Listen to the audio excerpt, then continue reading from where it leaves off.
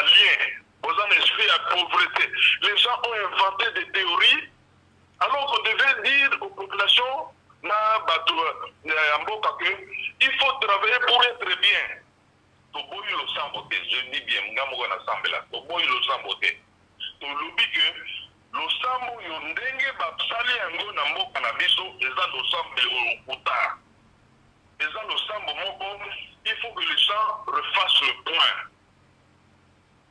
Quatrième conséquence balobi député na biso oyo toponaki na lemba par résultat ba conséquence ya mboka ya ndenge mboka epepa député na biso ya lemba azaka na ndako ti lelo à sa place on a nommé quelqu'un d'autre. Mosusu toyoki na Kinshasa mama moko azoloba président oyo toponaki ce n'est pas lui qui est na mongalema moto akende na mongalema moto mosusu oyo toponaki lelo aza na chômage.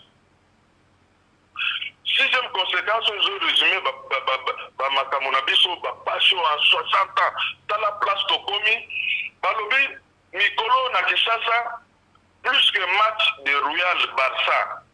Depuis qu'on s'est réveillé à 9h, on suit le procès de 100 jours. Des millions de dollars du trésor public ont été détournés par un entraîneur. Entraîneur Mogoya Léopard, Léopard, Baza, Ancien, Nouveau, propre Baza, Loco, Baza.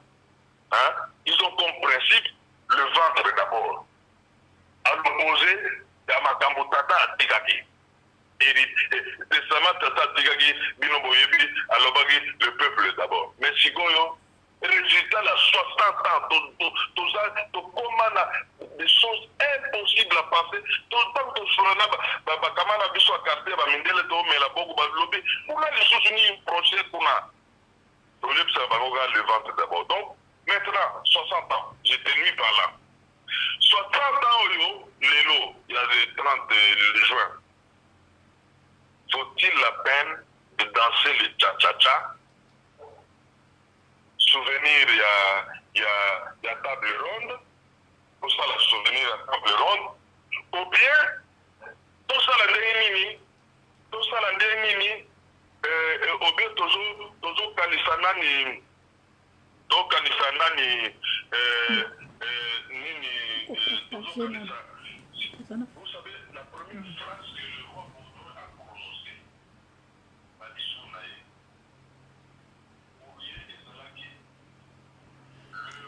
voilà, donc je peux parce que Azoyo Kanate, oui. Mais en principe, ça c'est une insulte grandiose contre Kim Pamblita, contre Balumumba, contre Kimango. C'est une insulte. Alors, on dit que Roi Baudouin,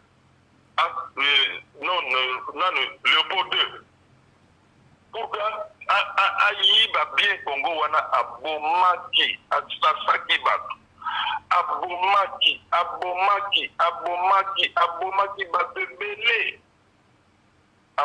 bato ebele pour que Aïba mbongo wana akapeli bato maboko sikoyo chachacha wana tozemba eza mpona kocélébrer table ronde ou bien pour nous célébrer génie à Léopold. Et puis ça, si vous suivez la première phrase Kaka au roi Baudouin Lobagé, que jour où on a une célébration, il y a Nani, il y a célébration du génie. Alors, lelo na journée mobimba na landi nzembo wana nzembo moko yo on est fatigué. Na ibité maman mibi soko yibi nzembo wana on est fatigué. Oui.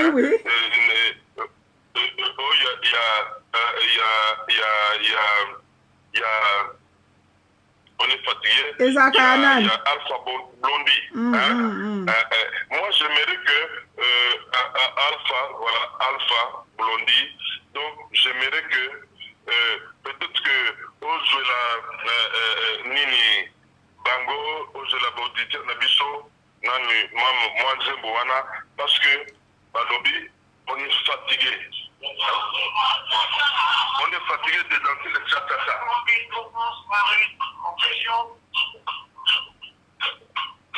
Sans faire de conséquences pour indépendance.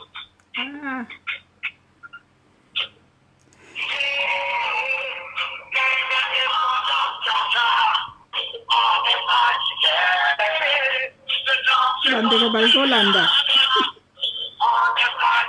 On est fatigué de danser le cha-cha-cha. On est fatigué de danser le cha-cha-cha.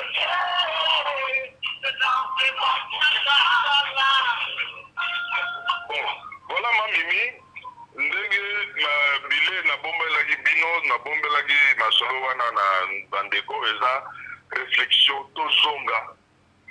Ndeko na lobi tozonga zonga simoko comme mot. Et ça peut pas être une occasion que dans nos villages on se mettait sous l'arbre on arrêtait tout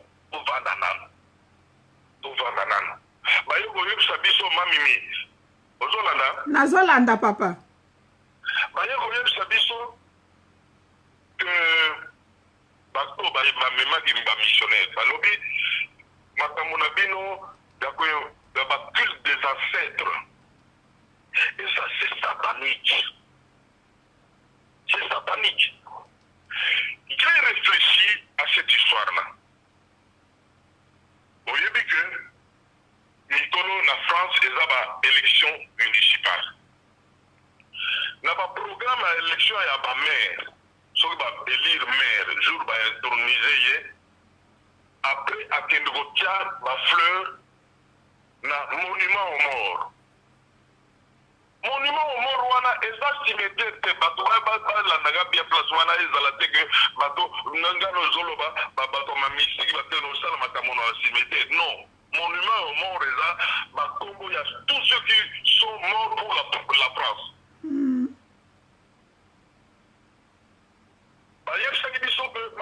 C'est satanique. Les pasteurs sont venus nous dire comme référence à ma coutume, na référence à bino culturel, c'est satanique. J'ai appris en France que le Mikolo, l'élection municipale, le maire installé, il va avec son équipe déposer les fleurs au monument de mort. C'est un monument de mort, les amis. Par exemple, donc, la place Kataki Salamine, Kimba, Kimba, place les a pendus dans le stade de Cameroun. On aurait érigé monument Mokomone, rappelé martyr à bateau, contestataire. Donc, il y a érigé monument Moko, donc il y a un combat Rossi, Bakapangala. Batchebeya bakombo ya bakimbango bakombo ya bakimpampita de sorte que moment où balobaka mboka efandi tozobandela makambo boke wana il ne s'agit pas d'invoquer les esprits des morts attention bolandaka bien il s'agit de vous rappeler la bravoure ya bato babunda mpona mboka mboka na bino ebonga bako rappeler bravoure courage na exemplarité ya bato wana. Ce n'est pas invocation ya culte à la mort. C'est un moment, c'est un culte. N'importe quelle société a un culte. Les cultes qui sont fondés sur des mythes ou sur des légendes sont des vecteurs de promotion, on appelle ça de motivation des peuples. Et quand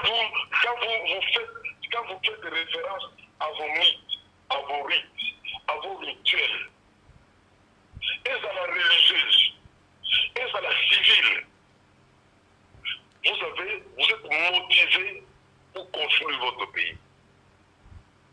Mais si papa, nalobi papa nangai parce que il faut se résumer pe est-ce que okoki koye bisabiso sikoyo pourquoi bilan? Parce que na kolanda yo ezali bref ezali bilan moko négatif.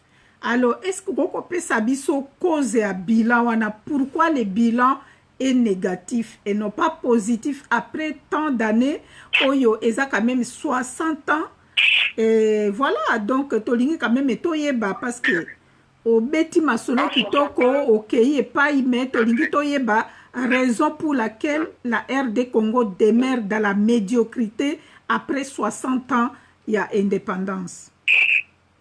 Sur le plan global de l'Afrique, en 62, l'agronome de la faim a publié qui Rémi Dumont, l'Afrique est mal partie. C'est-à-dire, point de départ, les gens qui m'appellent.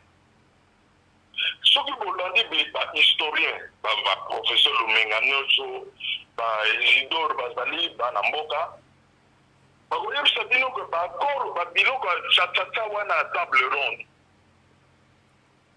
C'est ça qui est faux boule. C'est ça qui, je ne veux pas utiliser un terme aussi bas que escroquerie politique. Les politiciens n'ont pas négocié les termes d'indépendance. Ils leur ont mis de la poudre aux yeux à Bruxelles. Même si sur le plan des textes, sur le plan des accords, la détermination de mon texte à Lumumba, qui devrait être contenu à Bacor, Lobi, Boza Komona Biso, Banyama. Dans les accords, ça devait être clair que nous ne sommes qu'une seule race humaine. Dans les accords, il devait être clair que si Bisso Tozan a produit la Bisso minière, notamment agricole, notamment, nous devons nous-mêmes fixer nos prix. Si Tozan a la production culturelle, et ça y a Bisso, la culture wana, Bolandi Mikolo Eleki, jeune Mogoboye, jeune qu'on appelle Zoulou, je sais pas quoi, je sais pas, à Kendeki na musée Mogo a été en Bisso, à Koko Timo la Elo Mogo, à l'Obi, Elo Bateau, Yibate n'a pas na Bisso à Sengeki, et permission Kenya na Ozwango. N'a pas indépendance et pas d'habitude, on a parlé de l'Afrique en général et du Congo, du Zaïre en particulier. On n'a pas dit, na mindele bon, dis-nous qu'on nous sur le bout de Boba, nous avons dit pas Nabiso, n'a pas encore indépendant, il fallait pas zone de Sango. Ils n'ont pas dit ça, pas signalisé. Donc, en gros, je fais mes résumés que on n'a pas négocié comme il fallait les termes de l'indépendance. Les termes. De sorte que ils se sont retrouvés un mois après parce que Moto a commencé à tirer les ficelles, Banda qui wana na gare centrale, Timalou. Donc les ficelles sont toujours en train de tirer. Il n'y avait pas de corps. Parce que dans le monde de la souveraineté des introductions, souveraineté des pays est allée déjà que le pouvoir de cet État, de cette nation, est un pouvoir non absolu. C'est-à-dire, au-dessus d'Ango, pour gérer ses affaires, Nini, souveraineté réelle, la souveraineté symbolique, c'est-à-dire réelle les institutions, les attributs réels d'un État. Les institutions qui réalisent le pouvoir de ce pays à travers les trois corps législatifs, exécutifs et judiciaires. Ça, c'est le pouvoir réel d'institution, avec les animateurs qui sentent la force.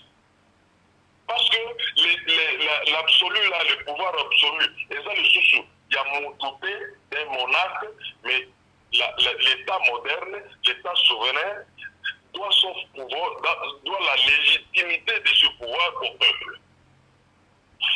peuples, les accords,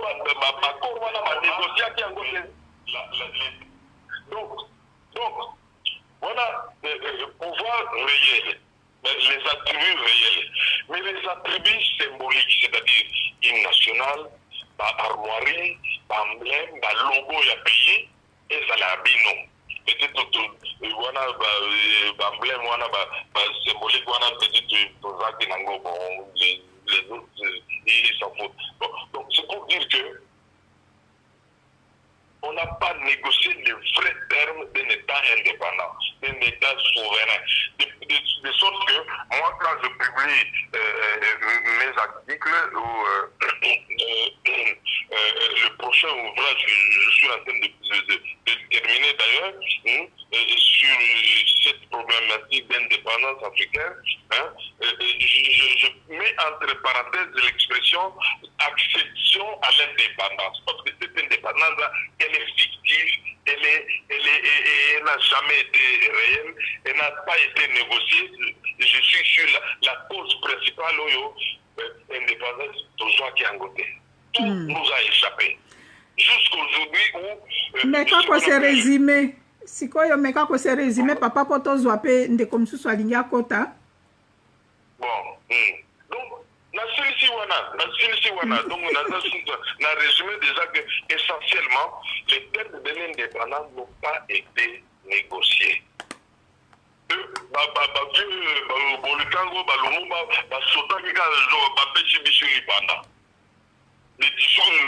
Le contenu qui devait servir de hier nous étions, aujourd'hui nous voulons être, nous devons être.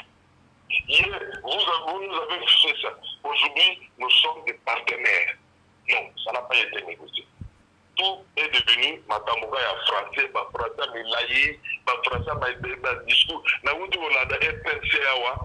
C'est comme si de rien n'était. Les gens sont en train de se faire des félicitations, le PDG de souhaiter bon anniversaire, c'est la joie.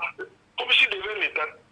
Alors que Nairobi, pour que tous vraiment pendant, il faut te vendre. Parce que donc il faut te solo là.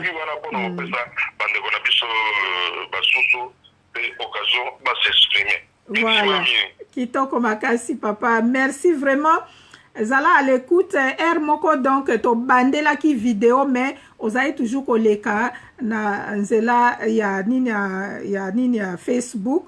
Ozayi toujours koleka mes vidéos na biso ezaki à un moment interrompu. Yango tozo yebisa bandeko oyo bakoti toza donc na deux vidéos intervention ya papa na biso na place ebandaki ti soki place katani okoti na vidéo ya mibale okoyoka yango ti na suka po ye akatani te.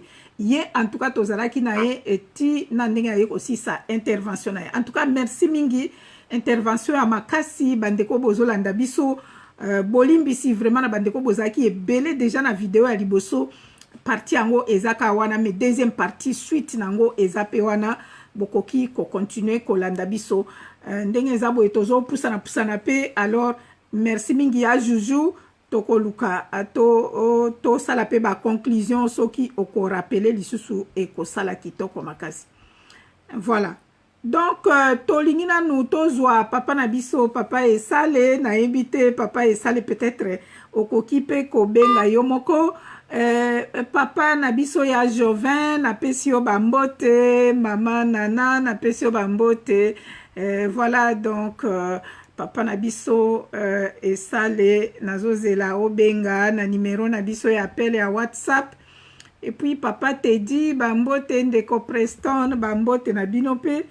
Donc numéro ya appel na biso ezali toujours 00 32 465 48 47 42. Voilà donc papa esale merci mingi na appel na yo nakanisi tokoki koyoka yo mwa muke namoni pe charge pe ezosila na osenga bayela ngai chargeur mususu pona tokoka na ko travailler bien. Papa esale nini na biso ya poko na lelo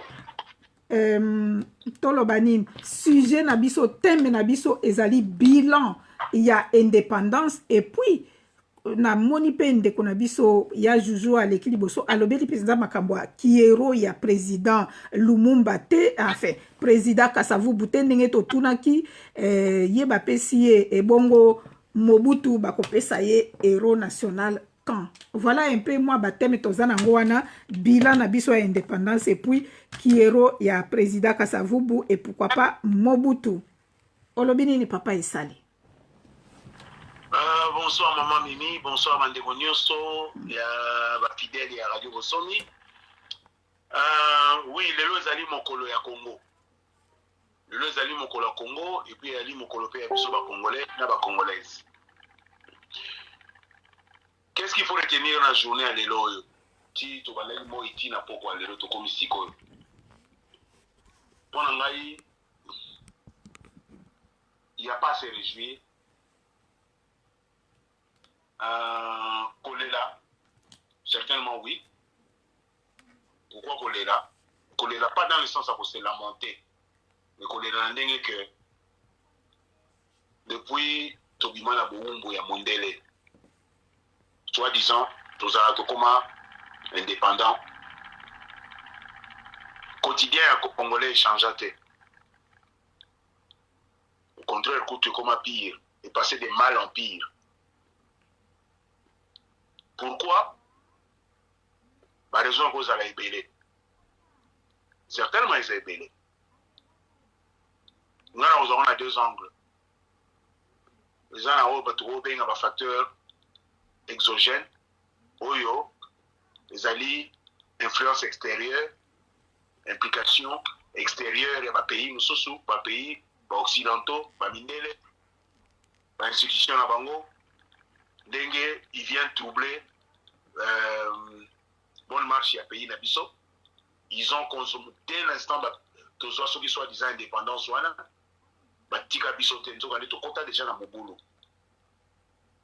Parce que le général Yassine Sozala qui manque à Bango. Après l'indépendance, c'était égal avant l'indépendance. Donc, vous avez déjà chronique à mort annoncée. Juste aux Alaki, ils sont naïfs, ils sont congolais. Mais déjà, la phrase, on a dit que l'on donc, on a déjà court-circuiter la République, la nouvelle République, il y a Congo. Ça, avec l'implication des Nations Unies, on est les Canadiens Congo dans les années 60, donc il y a la même mise extérieure qui n'a pas laissé, qui n'a pas donné cette chance au Congo. Il y a Congo qui va se mettre debout. Le facteur endogène, où il y a la responsabilité dans la mission de Congo. Qu'avons-nous fait?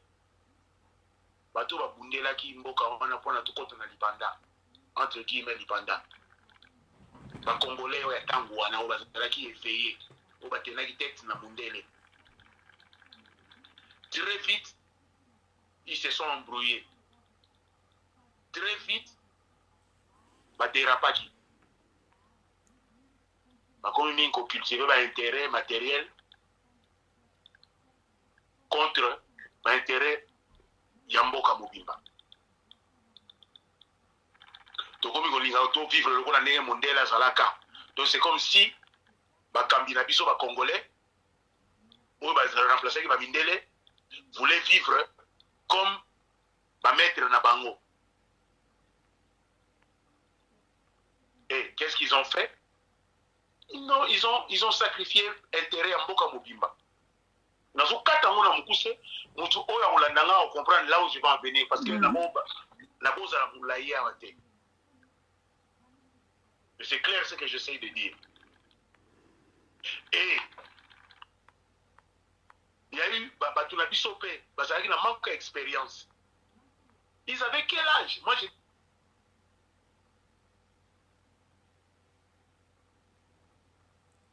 Au Katani, papa. Allô? Allô, papa est sale.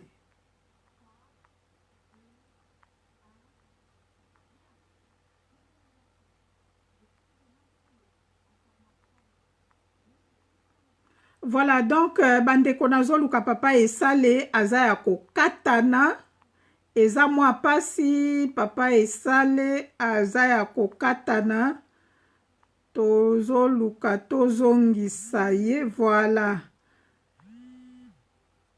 Merci mingi papa esale parce que nakomaki koluka yo ndenge na orapele yo obengi okatani je ne sais pas pourquoi mais en tout cas tozozela o continuer na intervention na yo merci mingi. ekatani kaka subitement bonga mpe na comprendre te ngai te en tout cas parce que téléphone eza posé là na mesa bon bacaprice kaka ya batechnologie bon nakanisi l'essentiel boyoki place na progressaki sikoyo nazoloba ke balider na biso bacongolais oyo baremplaçaki mindele voulait vivre comme bamindele ils ont copie carbone ya fonctionnement ya mondele ndenge ezalaki et en voulant vivre comme bango ils avaient oublié objectif na bango babundelaka mboka wana moi mimi ça a été préjudiciable pour un pays pour la suite à l'événement. Et puis, sous les dirigeants na biso bazalaki ba naïf. Moi, je pense qu'ils étaient aussi naïfs. Parce que, vu le jeune âge, bazalaki na maîtrise de la chose politique. Bayebaki te ke mondele wana, bango bazalaki kokanisa ke mondele apesi biso lipanda na motema malamu. Ouais. Mais bato na biso bazalaki ba naïf simplement pour l'âge na bango. Parce que les plus vieux na bango bazalaki na âge nini, les plus vieux, il y a ba congolais nyonso wana, on est bakina na table ronde. Les plus vieux na bango bazalaki bolikango. Azaki na âge nini? Bolikango abotamaki na 1912, entre 1910 ou 12. Et Kasavubu abotamaki na 1917. Et Mobutu. Le plus vieux na bango nyonso, on bazalaki na mumbula koleka bango tout, na ba différence à quelques années ezalaki bolikango. Baileo azabotamaki na 1923, Bumboko entre 25 ou 28, Bamususu Bakalonji ba 1930. Moni bazalaki zalaki bango nyonso mais bolikango mutaki mukolo na bango et puis à part yango na bango nyonso wana mutu mozaki na une expérience politique azalaki te parce que imagine toi bato lokola neti Lumumba né en 25 il avait seulement 35 ans je crois ovani en face ya bamindele oyo bazalaki en face na bango bazalaki déjà bavieux briscard c'était chevronné en politique bayebaki banini nyonso comment kocourt-circuiter banini basystème nyonso. Lumumba a fait ce qu'il pouvait faire. Je pense que tu aurais même juger sévèrement, sévèrement Lumumba, mais c'était la jeunesse. Il avait il fallait s'exprimer, nenga s'exprimer wana. Parce que mais il fallait peut-être pas ça dans Dengoana. Peut-être qu'il y a madame, peut-être qu'il y a mabé. De toute façon, nous devons juger toujours à titre posthume. Ce qui l'ont resté surtout à mabé. Alors, parce qu'il fallait l'exappeler dans la Belgique, directement, tous les gens subir, parce qu'ils n'ont jamais d'accord. Donc, autant de espoir ning et sans vola qui, kaka na sima ba indépendance wana sima ya tant to ba pesi biso dipanda wana. Bato na biso mingi bazaki formé na la chose politique te. Ils n'étaient pas formés. Mingi bakataki ba classe bazonga mbangu po bazo ba remplacer ba mindele. Bomboko était en Belgique. Azaki na ULB wana zotanga na Belgique, avec obligé ba kata ba classe. Bazonga ki. Donc bazaki vraiment l'expérience il y a ninte, il y a la chose politique telle na uti ko ba awa. Et mundela yebaki ka manipuler bango. Et tout le monde a dit que tout le monde a utilisé, même côté Katanga, Tchombe, tout ça, va créer une sécession, ou Tchombe est sécessionniste, est-ce que ça sera vraiment vrai? Tu dois éviter. Parce que manipuler qui peut battre ma biso mingi. Justement parce que battre ma biso est naïf. Donc voilà un peu grosso modo la question là, il faut tant que tu juger en gros, tout l'aspect belé. Tout l'aspect belé, bazaki inexpérimenté, Batunabiso inexpérimenté dans la chose politique. C'était la première fois bazaki faire face à la politique. Bayebaki ba enjeu la politique n'engé raté. Ils étaient jeunes par rapport à l'âge na bango, ils avaient joué à des faveurs na bango, ils n'avaient pas de l'expérience. Ozomona mutoko na Kanza, Thomas Kanza, le plus jeune, le premier représentant il y a Congo dans les Nations Unies. aux États-Unis, à New York. Thomas Kanza né en 1930. En 1960, il avait quel âge? C'était un gamin. C'était un gamin.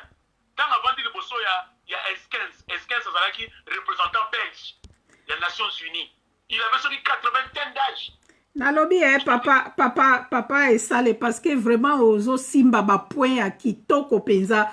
O la kisina nous défaillance côté ya expérience donc batuo et bazwa ki bakende ki na table ronde à l'époque donc c'était tous des jeunes et donc bakoka ko tenir tête devant Mindele et donc est-ce que par là au lieu ko expliquer biso que échec il y a situation il y a indépendance wana et où tu à partir ya wana.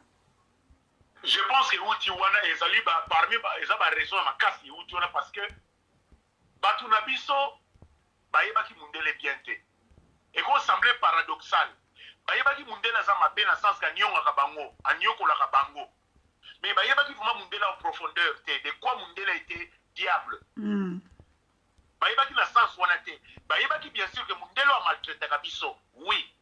Mais celui to eu indépendance, celui to bundi to se séparer na Mundele. Donc Mundele a kotika biso libre. Et là je pense que bango bakanisa ka yango wana. Mais ça c'était sans compter avec les blancs. Pourquoi je dis ça?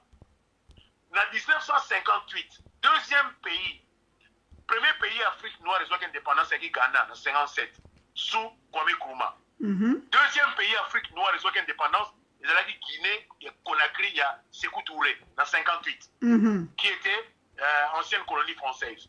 Ouais. Sékou Touré bani ko yebisa De Gaulle boy. Alobi la Guinée a besoin d'indépendance totale politique et économique. Pas d'indépendance partielle. De Gaulle a yebisi Sékou Touré que ceux qui au boy forment indépendance on va retirer tous les intérêts d'investissement français et ça sur place na kati ya Guinée. Babani ko retirer yango pour ba yebi kitana ba retirer yango ça va créer une crise économique, ça va rendre Sékou Touré impopulaire parce que les gens vont se trouver dans la situation économique difficile. Donc évidemment c'était pour monter le peuple guinéen contre leur leader. Et effectivement, De Gaulle a retiré qui moi ici munda oya ba français et parce que Guinée zaki le col dit je travaille Congo belge. Guinée zaki le col dit un deuxième état c'était au fait net France.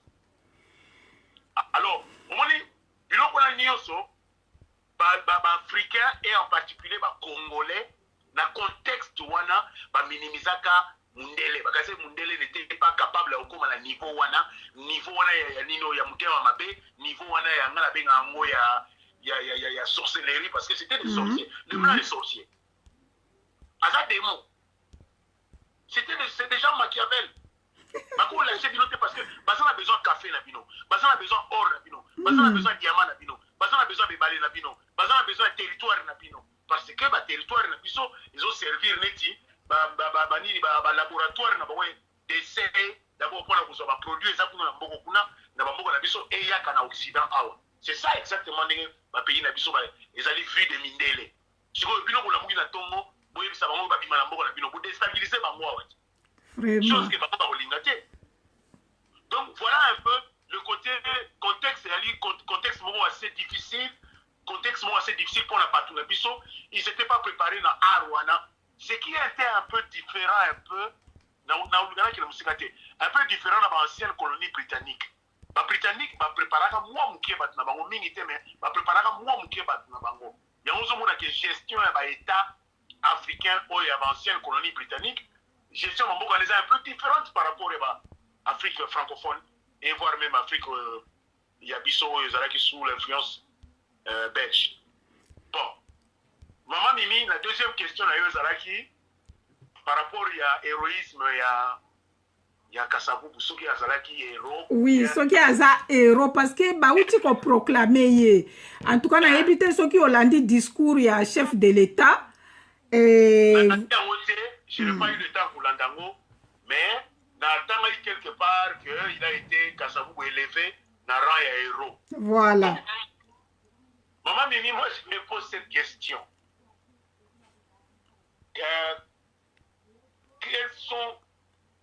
quels sont les critères pour nous définir Maman Mimi Azali héroïne ou pas? Ah, c'est ça. C'est quoi la définition héroïsme? Héroïsme est anime. Sur la sens et pour dire la même chose. Les animes. Beaucoup de zones d'ombre. Parce que sont dans un flou total. Est-ce que finalement le Congo aura droit à. Tout le monde va devenir héros dans le Congo. Maintenant, Lumumba, Kasavubu va élever un rang de héros national. Ngai Alain Nazali Curieux, Nanigina Yeba. Qu'est-ce qu'il a fait pour mériter d'être élevé dans un rang de héros national? En tout cas, il faut pas expliquer Ngai.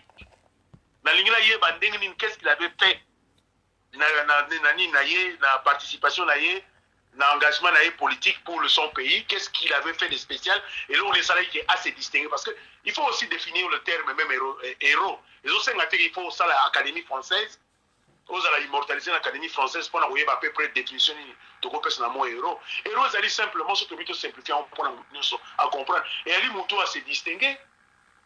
Oro se distinguer na bandenge belé, Oro se distinguer na parcours na politique, Oro se distinguer na sport, Oro se distinguer na mutu mwana nga kufa na ibale, o sauver de to mwana mwana na Mamadou Gassama, ako sauver mwana mwa mati likolo opérer la vie na e. Héroïsme go bima partout, ça c'est vrai. Héroïsme go bima partout. Mais il faut quand même au vu ya batu batali balobi que non mutu azo mériter yango. Si vous avez un contexte, na yebite héroïsme na ezouta wapi. Maintenant, quand on dit que ça héros national, parce qu'il y a un président de la République, dans la table ronde, il y a un titre de président de la République, il y a un qui a combat qui est héros national, ce qui est en gros, eh bien, parce qu'il y a un monaté. Mais si vous avez alors pourquoi Lumumba est héros national? Moi je pense que Lumumba, discours à Betaka. Discours à Lumumba Betaka, juste après le discours, il y a. Je pense qu'il y a qui discours juste après le roi des Belges.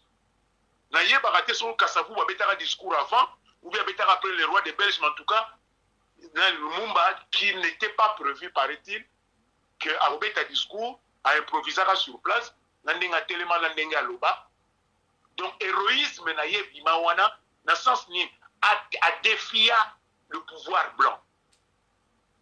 A défier qui le pouvoir blanc, ce qu'il avait fait là, ils allaient faire à la fois assigner arrêt de mort na ye. Lumumba kufa parti à discours wana. Ba bindele ba yomona ke mutoyo a tozana problème na ye. Parce qu'il avait fait ce qu'il avait fait là, c'était de l'héroïsme. Dans l'époque où c'était un jeune, un nègre, qui n'avait pas non plus fait aussi des. À ça, les études en réalité. Mais là, ça, là, on a bravé le pouvoir blanc. Ça, c'était plus fort. Et puis, évidemment, il y a aussi cheminement, il y a l'action politique. Mais, moi, je me dis, pas tout le monde, ça va encore. Titre on a boyé. Il faut quand même pas expliquer à Rabisso qu'est-ce que les gens ont fait, ces gens-là ont fait. Pour pas élever la baran il y a des héros parce que Maman Mimi, on a eu ça ce qui président Kassavou Azali a élevé un rang il y a héros national bon Simon Kimba. Ba élevé un rang bon Maman Kimpavita. Bon Fernanda. Ouazalaki, peut-être pas le premier, le deuxième Congolais, Oyayakali, Banda, na Tangwana, 1800, na Belgique, qui avait fait des études, qui est aussi, Mouto Yabalek ou Lamoussa, la Congolais pour l'indépendance. Pourquoi ces gens-là ne sont pas déclarés, ne sont pas vus comme héros? C'est ça, il faut pas définir ce qu'il faut attribuer, élever na statut d'un héros national. Si on va élever Moutou, il faut prouver pourquoi Moutou a mérité en haut. On dit par exemple, tu as vu sur les footballeurs, les Congolais, les Zaïrois, tu as la Coupe du Monde il y a 74. L'équipe, on a un héros parce qu'il y a un héros dans le c'était la première équipe d'Afrique noire et représentée du continent et qui représentait l'Afrique dans la compétition internationale de football. Parce que l'équipe a 24 joueurs héros nationaux. Pour le statut, parce que dans le contexte, il y a des héros nationaux. Alors, Kasavubu, personnellement, Kasavubu héros national, pour nous, c'est débattable. Pour nous, c'est débattable. Pour nous, c'est débattable. Bon, ben héros national, va élever na titre de héros national. Mais, si nous avons un père à indépendance, parmi les pères à indépendance, enfin, il y a père à indépendance. Si vous avez un mytho, tant que vous avez une table ronde, il y a sur la père à indépendance. Bon, Bolia, Azaki fils à indépendance. Lumumba, Azaki fils à indépendance. Bolikangu, Azaki fils à indépendance. Kalonji, Azaki fils à indépendance. Donc, il y a Azaki papa à indépendance, bah, Moussous, bah, il est haut. Na ba Moussous, on a tangi. Donc, Azaki va fils à indépendance. Bon, Moutabandara déjà pour un esprit indépendance pour le Congo, papa Simon Kimbangu, yes, il go à sa wapi. Yes, il go à sa wapi. Donc, il y a sa coco indépendance. Moi, je pense qu'il faut qu'on arrête un peu. Qu'on arrête un peu. Là, il y a ceux qui sont des wapi, mais on va un peu trop loin. On va un peu trop loin. On ne distribue pas comme ça. À l'allure où vont les choses, c'est tout le monde qui est héros alors. Moi, je ne pense pas. Il y a Batobele Bazarona Banani, Batoko Anetiba, Antoine Roger Bolamba, le premier écrivain. Il y a Bisso, Bato va participer qui n'a conscience africaine. Nani Abbé Maloula, plus tard à Okoma Cardinal. Abbé Maloula. Voilà Bato Bundaka. Joseph Ngalula. Moni, tout ça, moi, tu vas quand même ébélé. Dans le but que bango niyo sona pour banini, mais il y a des gens comme ça, oyo, toko les sabon, bako les kaboété. Bako les kaboété. Est-ce que parce que Kasavubu était président? Est-ce que parce qu'il est président, c'est le seul critère? Sur les ayango, mais papa na bilan tozo ngana no muke na bilan parce que tozo kende peta na biso ekei to lobaki to sala ka moi direct a muke na bandeko bazolanda tozo ki déjà ndeko na biso ya France akota ki awa sololi kitoko papa esale pe azo solola so ndeko musu pe alinga akota na nzela ya WhatsApp akoki kobenga biso na 0032 465 48 47 42. Et voilà, donc papa et ça les motuna nange ezali par rapport na bilan ya indépendance. Bon, totali tolobi ke bilan eza vraiment largement négatif. C'est-à-dire que tomoni que depuis indépendance tilelo en tout cas situation politique, économique ya mboka na biso esali neti kaka kozinda. Est-ce que papa et ça les okoki kozala na mwa ba piste ba solution pour que dans l'avenir que ces bilans puissent tourner au positif. Olobini ni papa.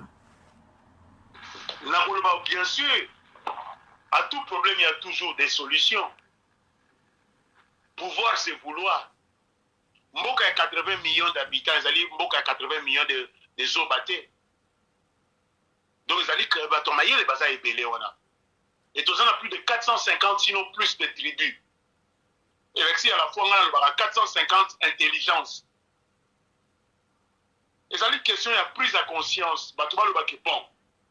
Le paradis sur terre, c'est notre pays là, le Congo. On a le paradis sur terre, bon, on a le paradis ailleurs. Le paradis, c'est le Congo. Et puis le Congo a toutes les potentialités pour démarrer. Nous avons la formule dans le Baka, on a simplifié en Oboe. 10 minutes, ils ont épelé le Congo pour démarrer. 10 10 minutes, ils ont ébélé. Pourquoi? Parce que tout est dans le Congo. Et là, ils ont la défaut dans le Congo. Ils ont dit, l'homme congolais doit renaître de ses cendres. Il faut que le Congolais soit Sigabotama.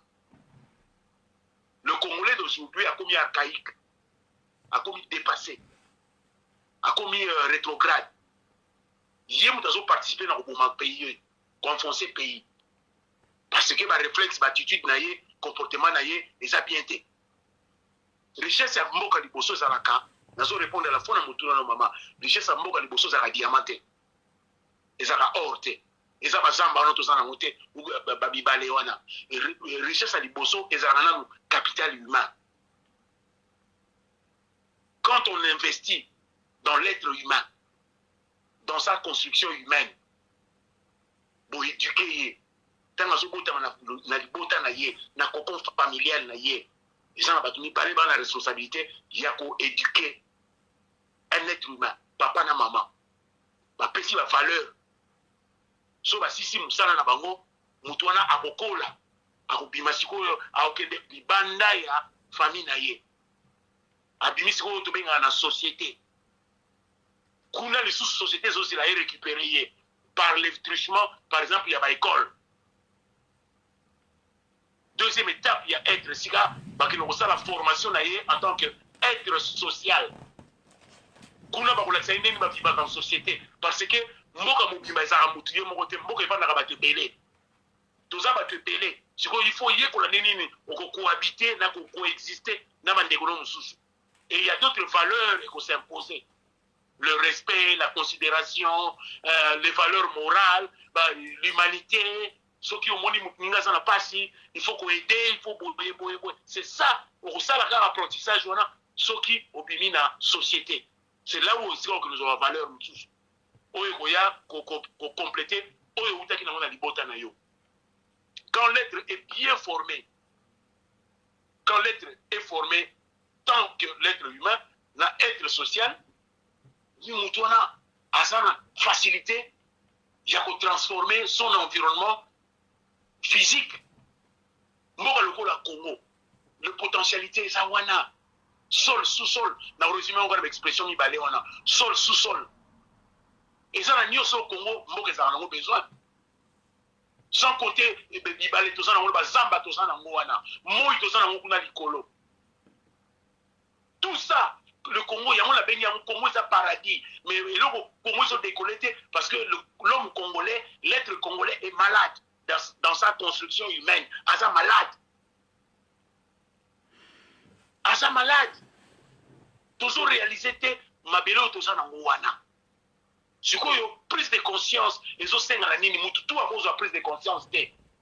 Plus de conscience c'est eza na batu moko boye ba bengi bango ba sera toujours minoritaire na kati ya mboka oyo ba bengami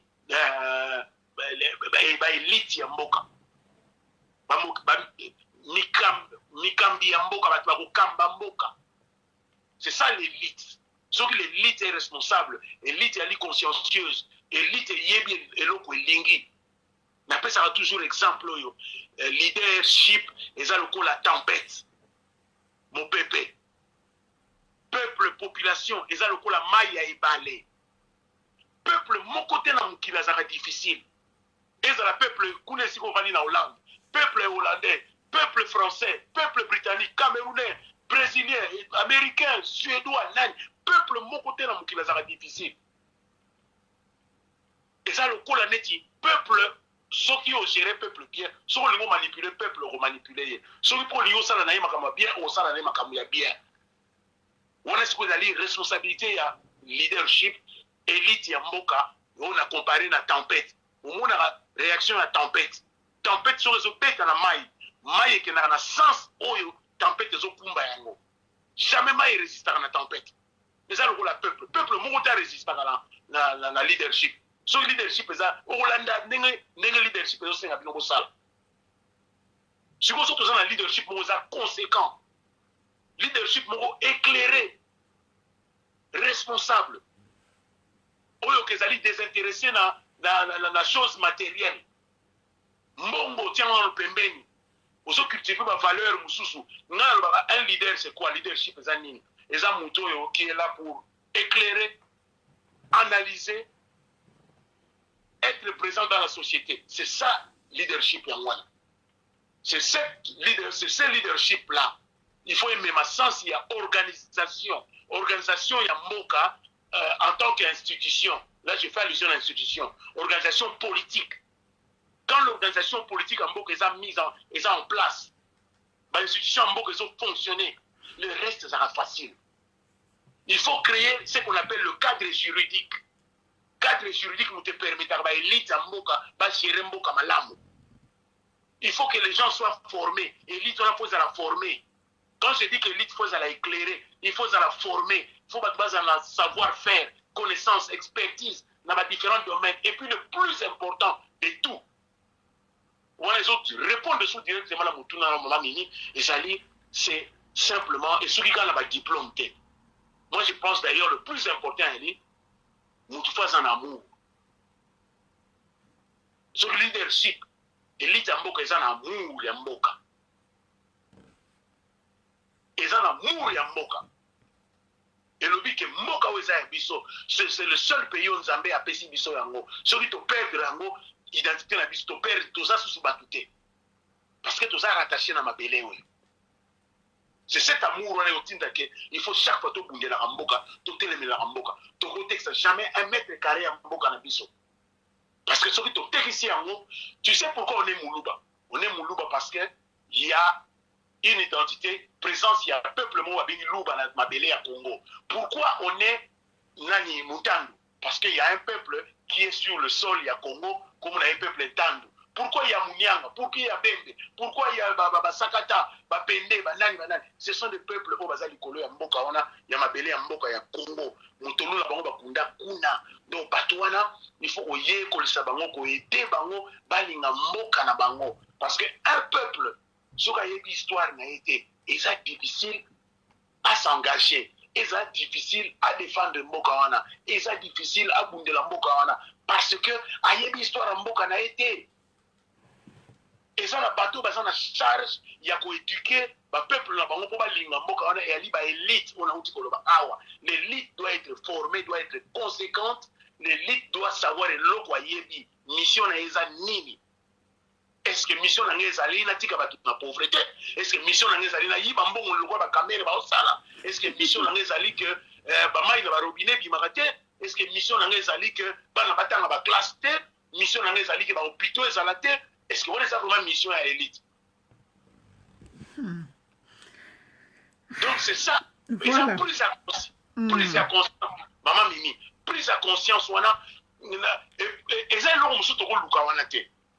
il faut qu'on le simplement que ça c'est notre pays. Ceux qui ont nous sommes repères de l'ango, nous sika au Kende. Et ça, on a pays mokoté par on dit Mabiso.